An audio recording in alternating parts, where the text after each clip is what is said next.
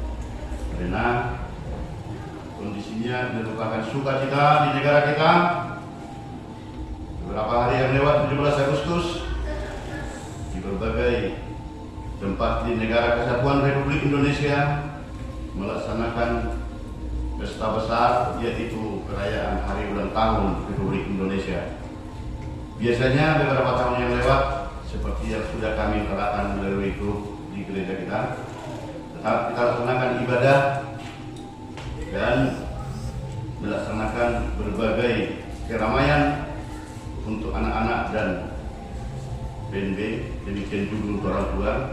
Tetapi di 17 kemarin kita tidak laksanakan.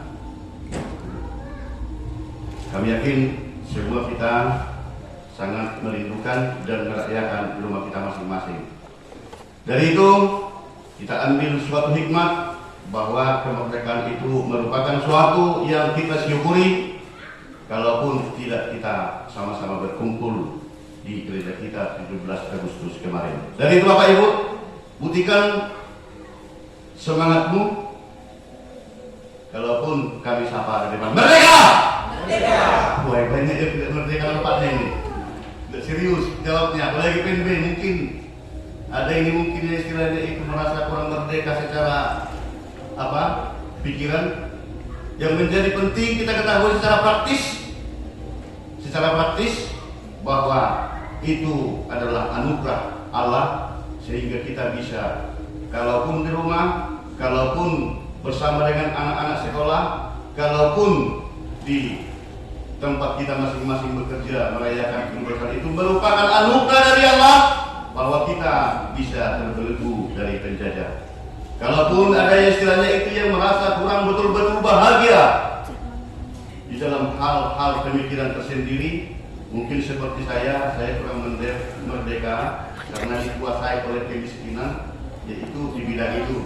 Tetapi sekali lagi kami sapa, semangat kita membuktikan bahwa kita merdeka. Merdeka! Merdeka! Terima kasih. Ada sering tertulis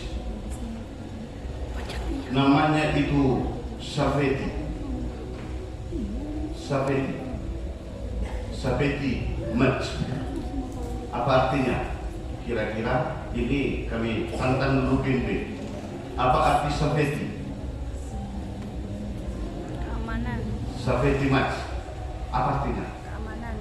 Hah? Keamanan. Tidak kedengaran? Keamanan. Keselamatan. Apa? Itu jadi bilang atau gimana? Keselamatan. Safety kan? Safety. Ya. Keselamatan. Keselamatan. Bapak Ibu yang dikasihi oleh Tuhan, Safety. kalau pembacanya dikatakan itu safety match, safety, saya lihat di berbagai perusahaan besar, Keamanan. selalu kita lihatkan itu Keamanan kan? tertulis besar-besar di pintu masuk, di tempat pekerjaan, dan di belakang mau pulang selalu tertulis itu safety match. Perkembangan daripada kata-kata itu bisa kita lihat safety, keselamatan. Match adalah pertandingan. Bahkan kalau ditanya terhadap perusahaan-perusahaan besar, apa artinya ini? Mereka rata-rata mengatakan utamakan keselamatan kerja, itu artinya Pak. Itu kata mereka. Bapak Ibu saudara seiman dalam nama Tuhan Yesus Kristus, kira-kira seperti itu ada hubungannya dengan yang terjadi di tahun 1993. Saya selalu ingat itu. Saya tetap ingat di suatu perusahaan besar kami bekerja untuk merangkai aliran listrik di perusahaan yang begitu besar ini. Ini tahun 1993. Perusahaan ini ada yang lokasinya sampai 5 sampai 7 lantai, memasang listrik lah, aliran listrik lah kami di seluruh ruangan atau bangunan di perusahaan yang besar tadi. Perusahaan itu adalah perusahaan alkohol, perusahaan yang begitu besar di negara kita. Ternyata pimpinan perusahaan sudah menyiapkan safety, termasuk itu harus memakai helm dan memakai sepatu yang agak tebal, anti atau yang istilahnya itu yang dikatakan safety untuk sepatu, supaya jangan bisa termakan listrik.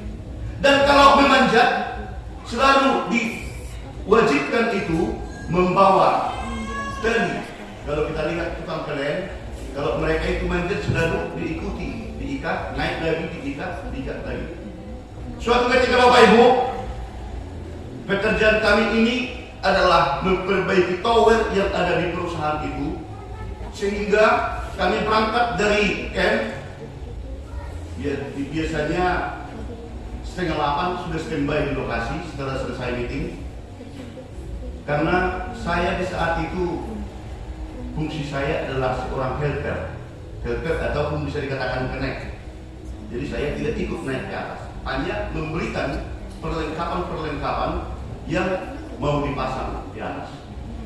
Ada sekitar panjangnya Bapak Ibu sekitar 12 meter ke atas. Tower yang dipanjangin tadi memasang aliran di tower yang di atas itu tadi supaya bisa didistribusikan ke seluruh perusahaan yang begitu besar ini tadi. Apa yang terjadi? Ada teman saya yang ahlinya dan ada kami satu grup di saat itu 6 orang. Jadi saya termasuk helper atau connect di bawah. Sebenarnya mereka yang naik ke atas adalah berganti-gantian, ada 2 orang. Begitu naik, saya memang sudah bilang dan sudah saya sampaikan, itu tolong diikatlah. Helm yang dipakai ini diwajibkan, itu memang harus diikat ke bawah. Nah kan kalau saya ini memang ada orangnya ada apa-apa, aman baiklah. Nah terus yang kedua, dibawa kok memang ikatannya ini, dibawa kok ikatan itu tadi seperti yang dipakai oleh kalian. Kalau bekerja dia harus menyambung rangkaian daripada aliran listrik itu tadi, supaya disambungkan ke tower yang sudah berdiri tadi. Dibawa ke atas tapi tidak dipakai. Dan yang kedua, helm yang dipakai ini pun tidak diikatkan, cuma dipakai seperti ini. Apa yang terjadi? Bapak Ibu, tanpa disadari, tanpa diharapkan, ternyata sesudah 1,5 jam bekerja di atas, kelengkapan sudah kami kontrol dari bawah untuk dipasang di atas. Serombongan burung laut terbang karena proyek ini tidak jauh dari lautan bebas. Terbang serombongan burung dan ada yang sampai kena ke kepalanya karena ini sudah tergolong tinggi, 12 meter di atas. 12 meter. Mungkin beliau ini, teman saya ini tersentak karena tos gitu langsung kena ke helmnya karena tidak diikat sehingga pertama helm terjatuh dan dia pun rada betul-betul hilang kontrol dan dia pun pas duduk mengikat itu tadi, mengelas di atas itu tadi, sambungan-sambungan listrik itu tadi terjatuh ke bawah dan di bawah pun banyak besi-besi. Apa yang terjadi Bapak Ibu? Di saat itu kami betul-betul sangat galau, sangat stres melihat karena tangan daripada teman ini patah memata dan kakinya pun patah, serta sesudah sampai di rumah sakit dilaksanakan ronsen, dia bisa dikatakan geger otak. Dari situasi yang terjadi, kisah yang terjadi tahun 1993, kami pun ada menjadi bentuk permasalahan. Bentuk permasalahan karena sebahagian menyalahkan kami. Kenapa tidak kamu bilang supaya safety-nya tetap dipakai? Kenapa tidak kamu bilang dari bawah supaya helmnya diikat? Kondisi itu memang ada kisah kejadian tahun 1993. Bapak Ibu yang dikasihi Tuhan, bahwa di situ artinya di dalam setiap pekerjaan, di dalam setiap hal yang kita laksanakan, penting itu keselamatan. Penting itu keselamatan. Mengapa dia celaka? Karena serombongan burung laut yang terbang, andaikan beliau mengikatkan helmnya tadi paling-paling di tumbur, kalaupun dia tersonggok atau terkejut, dia tidak langsung jatuh ke bawah karena diikat tadinya itu badannya ke besi tempat dia bekerja di 12 meter di atas.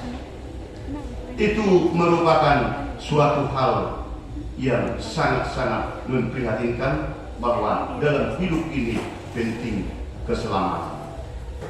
Maka sering dikatakan itu keselamatan itu identik dengan kebahagiaan. Maka sering kita dengarkan itu kalau di zaman-zaman sekarang, di zaman digital, OTW ke Siantar, OTW ke Muara Bungo, OTW ke Banyulincir, kira-kira seperti itu. Banyak. Langsung ada yang membaca, selamat sampai di tujuan ya Bu. selamat sampai di tujuan dia Pak. Kira-kira seperti itu. Bahkan ada lagi yang sering kita dengarkan, selamat ulang tahun seperti tadi pagi. Selamat berbahagia. Selamat dapat momongan. Selamat atas peresmian perusahaan. Banyak kata-kata selamat yang terjadi di saat dulu dan di zaman sekarang. Mengapa itu kami bicarakan atau kami ceritakan Bapak Ibu?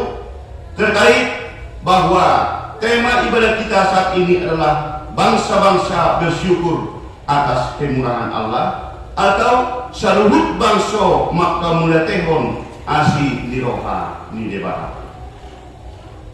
Apa hubungannya? Dan mengapa jadi itu menjadi suatu cerita atau ilustrasi dengan bahasa atau kata-kata selamat? Bapak Ibu yang dikasihi Tuhan, ini berlatar belakang kata-kata atau khutbah yang sudah kita bacakan tadi merupakan suatu kondisi yang dialami oleh orang Kristen Yahudi dengan non-Yahudi. Mereka saling menyalahkan.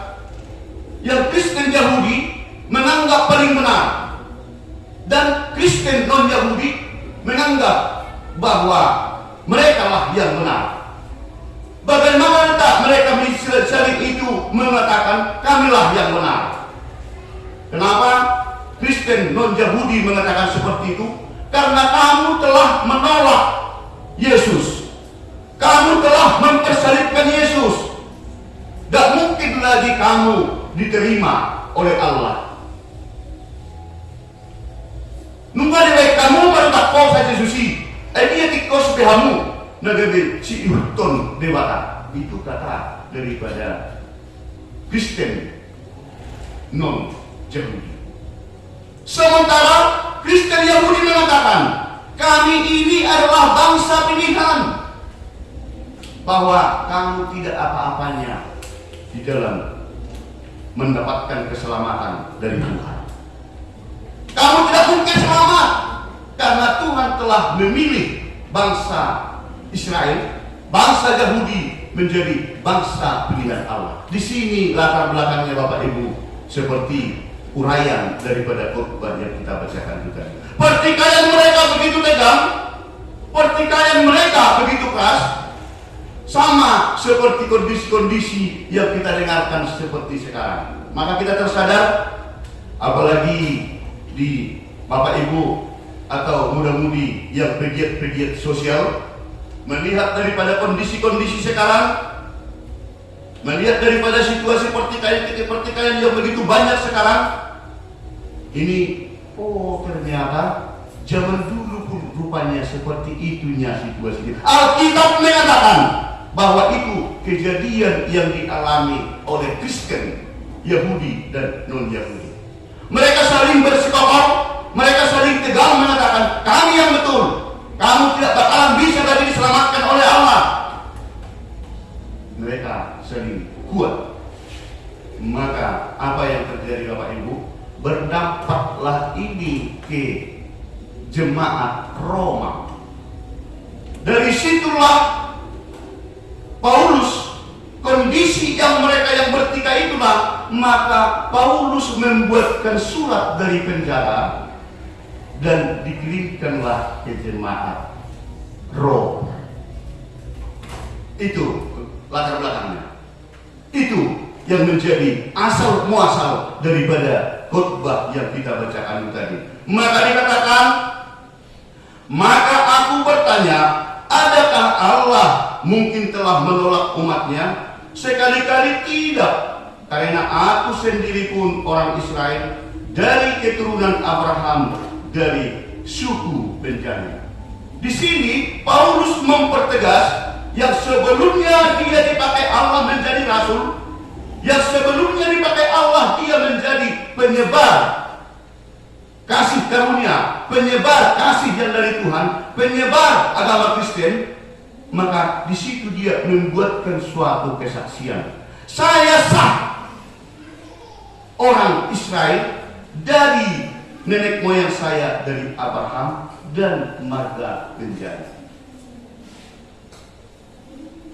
Saya bangga dengan kondisi yang seperti itu. Tetapi begitu saya bertemu dengan Yesus, semakin lengkaplah yang bisa saya buktikan sesuai dengan ajaran kasih karunia dari Tuhan.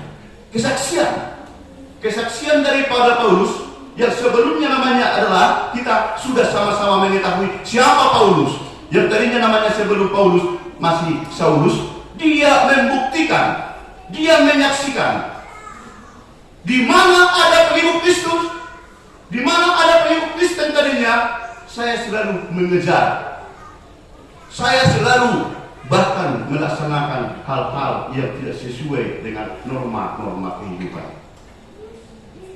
Dengan jiwa yang begitu keras, dia begitu anti awalnya di saat dia masih bernama Saulus, tetapi begitu datang kasih karunia Allah, dia bisa ditangkap dan bukan ditolak, tetapi justru disitulah keluar biasaan daripada Allah yang disaksikan oleh Paulus terhadap jemaat di Roma. Maka dikatakan, maka aku bertanya, adakah Allah mungkin telah menolak umatnya? Sekali-kali tidak, karena Allah sendiri orang Israel, karena aku sendiri orang Israel dari keturunan Abraham, dari suku Benjamin. Allah tidak menolak umatnya yang dipilihnya. Dari situ tadi, tebakan daripada Kristen non-Yahudi mengatakan, tidak mungkin lagi kamu diselamatkan oleh Allah. Kalaupun kamu mengatakan dan rajin untuk beribadah, tidak mungkin lagi kamu diselamatkan oleh Allah. Inilah yang disaksikan oleh Paulus terhadap mereka. Oh bukan, saya orangnya yang bisa dikatakan orang lain yang mengejar orang-orang yang percaya kepada Kristus, orang-orang yang mengaku Kristen. Saya selalu memburu, bahkan melaksanakan pembunuhan dan menyakiti orang-orang Kristen. Tetapi itu menjadi suatu hal yang dipertegas oleh Paulus. Tidak benar bahwa Allah menolak orang-orang. Tetapi bagaimanapun latar belakangnya, bagaimanapun kronologisnya, dan bagaimanapun sepak terjangnya, jikalau mau diselamatkan, bahwa tidak ada pilihan lain. Tidak ada pilihan lain. Allah tidak menolak, dan melalui anaknya Tuhan Yesus Kristus, kasih sayangnya sudah diperlengkapi, bahkan sampai di kayu salib. Itu merupakan pengorbanan yang dilakukan oleh Allah terhadap orang yang percaya dan mau untuk diselamatkan. Sebab Allah tidak menyesali kasih karunia dan panggilannya. Artinya, analisa sebahagian jemaat yang non-Yahudi, tidak mungkin kalaupun kamu bangsa pilihan, tetapi karena kamu sudah mencederai, kamu telah menyakiti, kamu sudah mensalibkan Yesus, tidak mungkin lagi kamu diselamatkan. Itu diperjelas oleh Paulus melalui suratnya. Sebab sama seperti kamu dahulu tidak taat kepada Allah, tetapi sekarang beroleh kemurahan oleh ketidaktaatan mereka. Demikian juga mereka sekarang tidak taat, supaya oleh kemurahan yang telah kamu peroleh, mereka juga akan beroleh kemurahan. Supaya jangan lagi debat, jangan lagi begitu keras untuk mengatakan tidak mungkin yang sana diselamatkan, kami yang harus diselamatkan.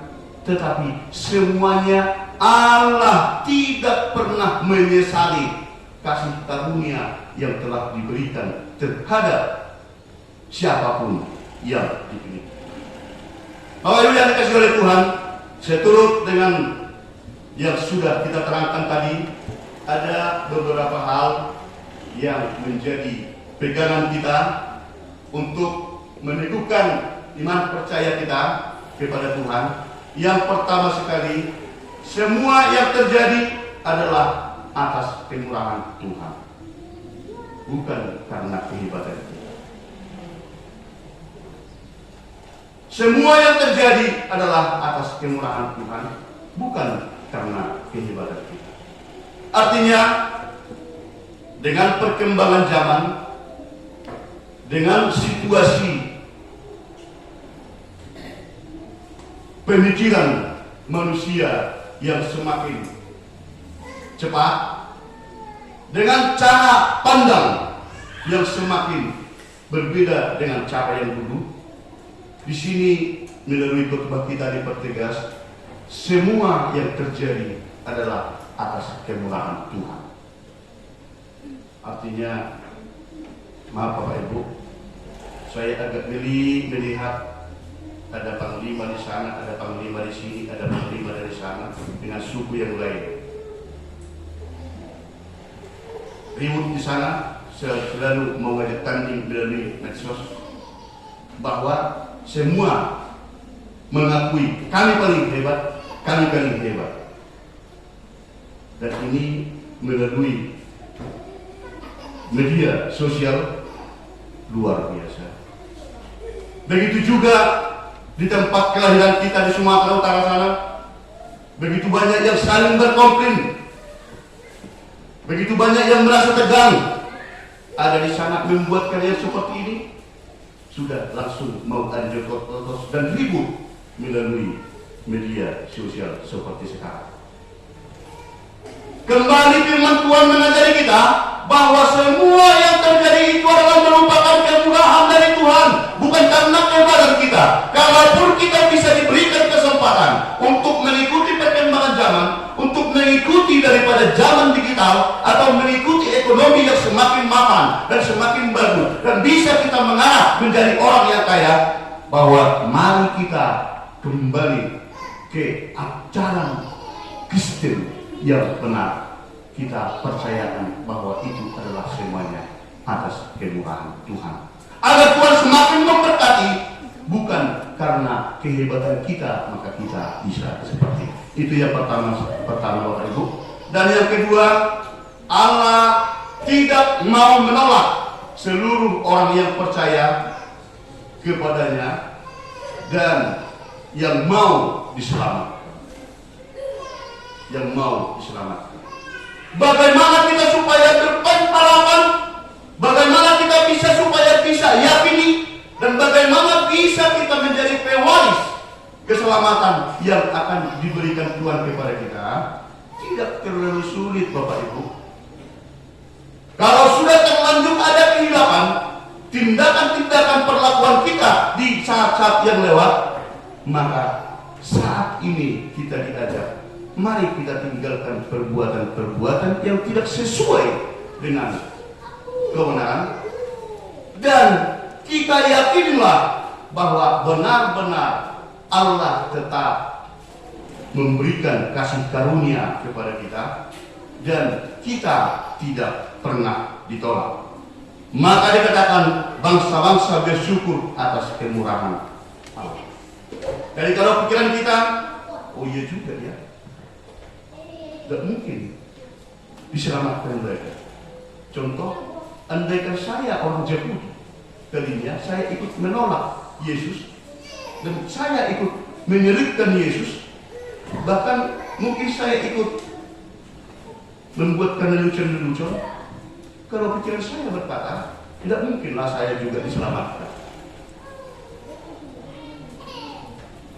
Itu mungkin pikiran saya. Tetapi khotbah ini mengatakan bahwa Allah tetap merangkul, Allah tetap memegang, dan Allah tetap menyelamatkan orang yang percaya kepada Allah melalui anaknya Tuhan Yesus Kristus yang sudah dikorbankan untuk menyelamatkan kita dan melaksanakan perintah yang sudah diajarkan kepada kita.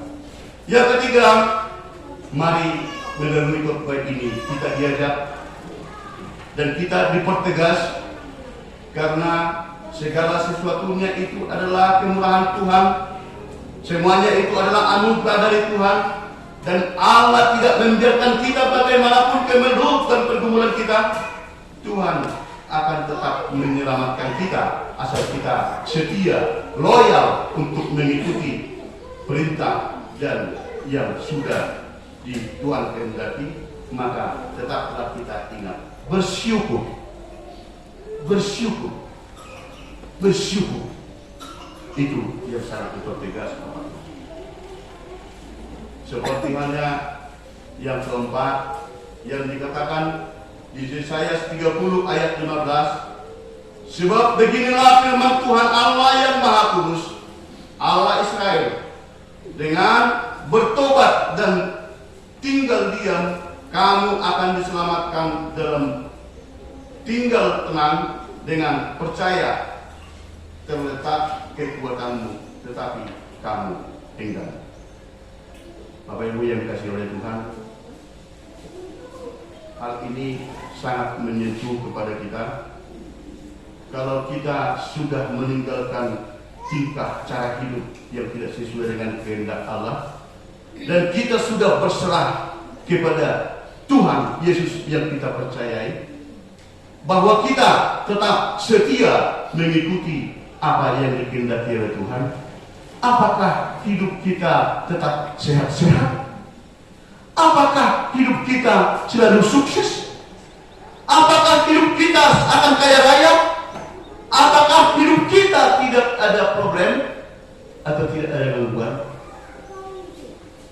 Allah tidak pernah berkata langit sudah rugi, tetapi Allah mengatakan akan memberikan kekuatan kepada siapa yang mau diselamatkan dan yang percaya kepada Tuhan Yesus.